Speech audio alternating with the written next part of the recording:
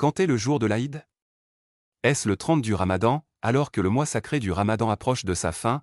Une question fréquemment posée se pose, quand a lieu l'Aïd? Est-ce le 30e jour du Ramadan ou le lendemain? L'observation du croissant est le facteur décisif pour déterminer le début de l'Aïd. L'Aïd n'est pas lié au nombre de jours du Ramadan mais plutôt à l'observation du croissant de lune de Shawwal. Si le croissant de lune est observé le soir du 29e jour du Ramadan, le jour suivant sera le premier jour de l'Aïd el-Fitr et le Ramadan ne durera que 29 jours. Si le croissant de lune n'est pas visible, le Ramadan dure 30 jours et l'Aïd tombe le jour suivant. Différence entre les pays dans la détermination de l'Aïd. Nous pourrions voir certains pays déclarer l'Aïd un jour donné, tandis que d'autres termineront le jeûne de 30 jours. La raison en est la différence entre les endroits où le croissant de lune est observé et les critères utilisés par chaque pays pour déterminer le début du nouveau mois.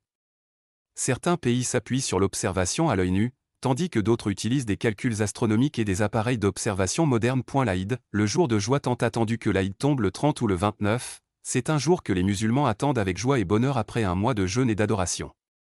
Un jour où les familles se rassemblent, où les takbirs de l'Aïd sont levés et où la joie remplit le cœur des jeunes et des moins jeunes. Conclusion: le jour de l'Aïd ne tombe pas nécessairement le 30e jour du Ramadan.